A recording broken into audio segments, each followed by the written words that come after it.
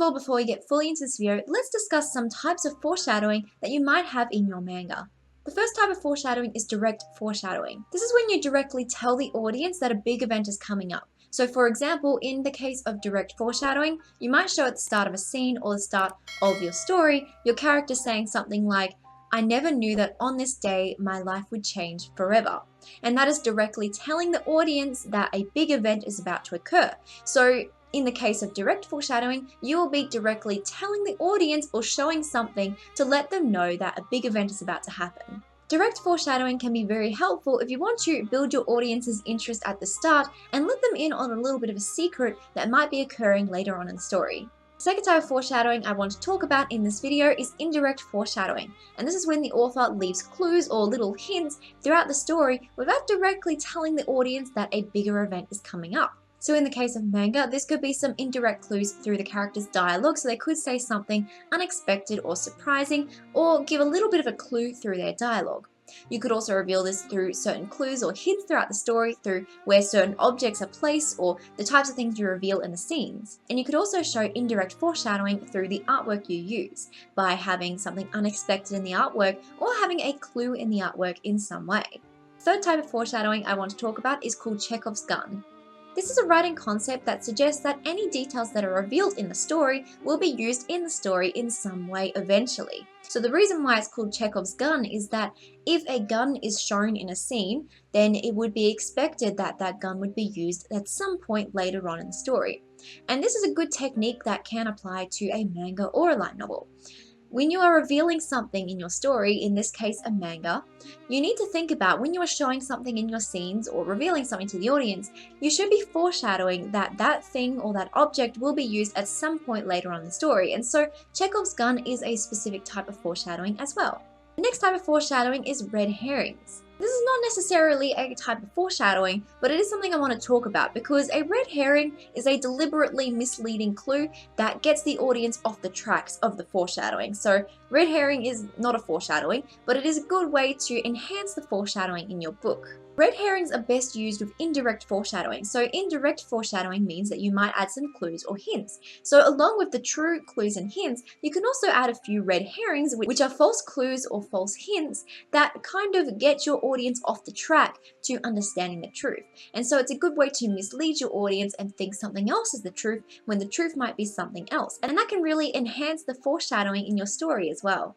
The next type of foreshadowing is symbolism. This method is also commonly used, especially if your character is having dreams and the dreams are foreshadowing something, because the character's dreams typically have a lot of symbols or strange imagery as well, and that can also be used to create really good foreshadowing for your manga.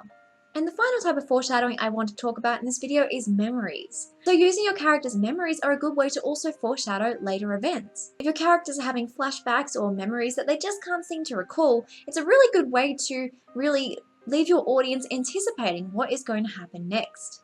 For example, they might see an image or a clue in their memories that they can't seem to understand quite yet, but it does lead up to something more important later on in the book.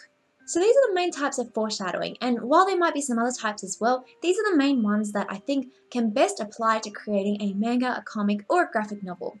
So now let's go further and talk about how you can apply these foreshadowing methods to your story. First of all, decide on the event that you want to foreshadow. In order to begin foreshadowing, you need to think about what you're leading up to first. So you might be leading up to a bigger event, such as revealing the villain of the story, having a plot twist, having a betrayal, or having your characters discover something that they didn't know before.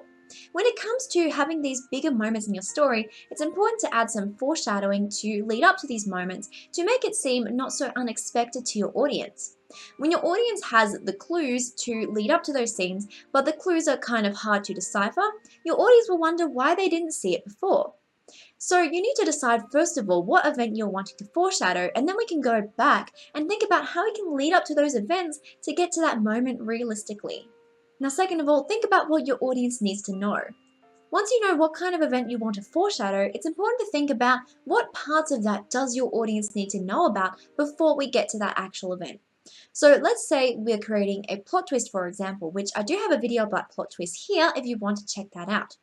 But let's say you're leading up to a plot twist and you want to reveal a bigger moment in your story, something that's a bit more unexpected. We need to break it down and think about what does your audience need to know beforehand to make this scene seem realistic. Let's say you're foreshadowing a hero character being a villain character, and through most of the story, your audience needs to believe that this character is one of the good guys, but they're actually one of the bad guys.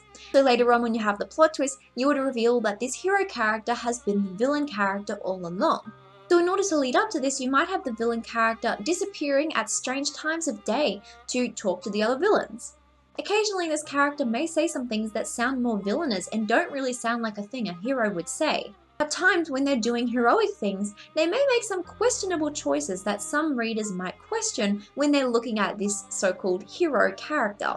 All of these are results of the main secret in the story of the hero being the villain character, but they don't reveal the truth, and that is what foreshadowing is. So when you're creating the foreshadowing in your book, think about the big event that you want to eventually reveal, and then think about what clues may be presented in order to lead up to that moment realistically.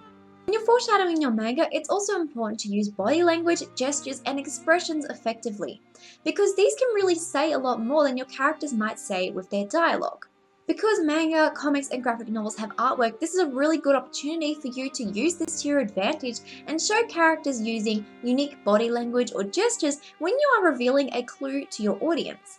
So for example, a character might react to a moment in a bit of a strange way, or your character might have some odd body language or a reaction to something. So by using their body language and gestures and expressions, you can reveal something very subtly without directly giving it away.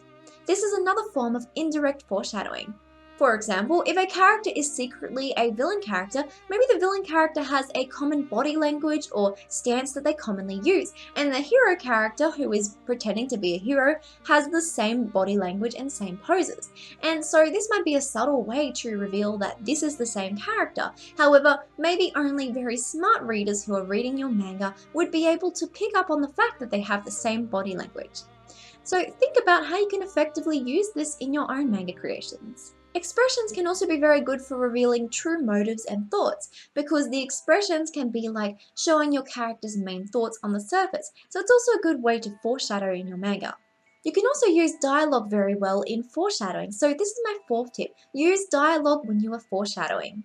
For example, characters who are hiding something may make offhand comments or say something that seems odd or strange, or they may react to something in a very odd way. Sometimes your characters may even leave things left unsaid, or they may change the subject, which is also an interesting way to foreshadow. I know this tip is about dialogue, however, remember that not everything needs to be said, and sometimes it can actually reveal a lot more when your character trails off without saying anything, and stops their dialogue midway and tries to change the subject, or just goes silent completely. I think leaving things unsaid is a really good way to leave the situation to your audience's imagination, because you never fully reveal what the character was going to say.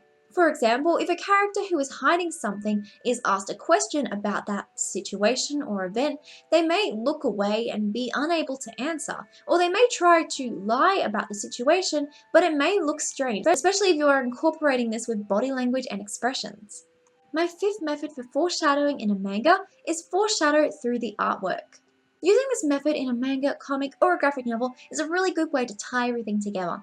And it's a good way to really let your audience in on these scenes as well, and make them feel like they are experiencing the moments along with your characters. So one way I like to foreshadow in a manga is I like to show the characters reacting to something, but not show the audience what exactly they are reacting to.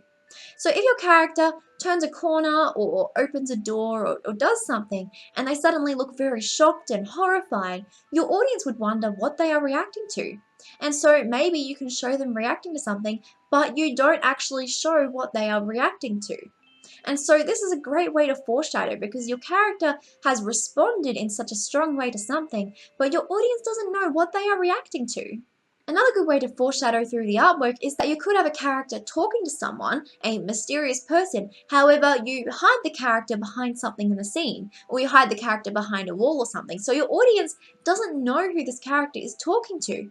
Another great way you can foreshadow through artwork is you can use the tones and textures and screen tones to your advantage.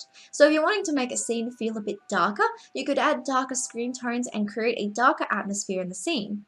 If you want a scene to seem more light and cheerful, but it may end up being darker later on, you can use lighter shading at the start and slowly make the shading darker as the scene progresses. This can also be helpful if you're hiding a character in a scene. So you might have a character talking to a mysterious person, but the mysterious person is kind of in shadow to the point where your audience can't make out exactly who it is. Try and think about how you can hide things or put clues in your artwork that reveal a bigger truth in your story, and this is a great way to subtly foreshadow in a manga. My sixth tip is use 3-step foreshadowing. This is a method I like to use in my own projects, and I think it's a really good way to easily foreshadow in a book. In the first step, you give a subtle clue towards the truth. In the second step, you give a more obvious clue, but you put a red herring before it or after it to kind of disguise the clue. So when it's mixed in with a red herring, your audience might not know which clue is the one to trust. In the third step, you give a really big hint or clue and allow the characters to start to catch on to it as well. So in the first one, you make it very subtle. In the second one, you disguise the clue. And in the third step, you let your characters in on the secret as well and create a much bigger clue that may let your audience understand it as well. My seventh tip is show reactions and responses. How a character reacts to a certain event may reveal more foreshadowing in your manga. So for example, if a really bad event is occurring that one character in the scene may already know about, they might not have as strong of a reaction as all the other characters in the scene.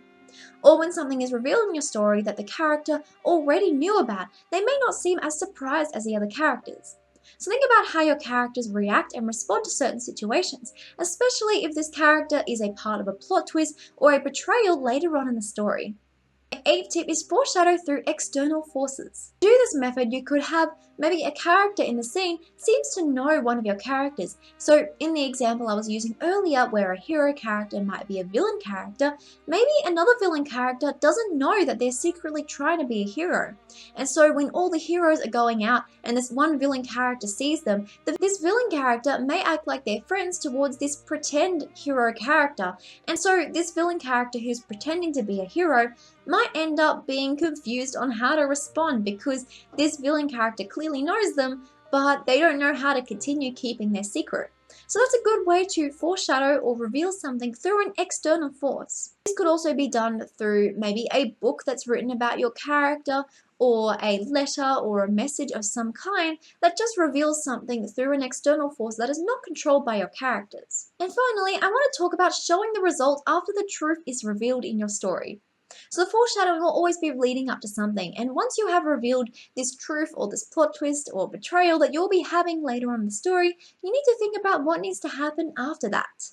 It's important to also make sure that your foreshadowing makes sense. So once you have revealed the truth in your story, you need to look back over your story and think about, do all these clues effectively reveal this plot twist or this event? And if it doesn't match up or the clues don't really make sense, you may need to add different clues or add different things in order to make it more realistic in your book. Or if this plot twist or event is too obvious through the foreshadowing you've done, you may want to add some more red herrings or other events in order to make the eventual plot twist something more dramatic in your story. Thank you so much for watching my video today, everyone. I really hope you enjoyed it. If you did, please let me know in the comment section down below. Let me know what kind of foreshadowing you'll be implementing in your mangas, comics, or graphic novels because I'd really love to hear about it. Feel free to chat with me on any of my social media at @MinarrisCross because I always enjoy hearing from you. Again, thank you so much for watching. I hope you have a fantastic day and I will see you in the next video. Bye!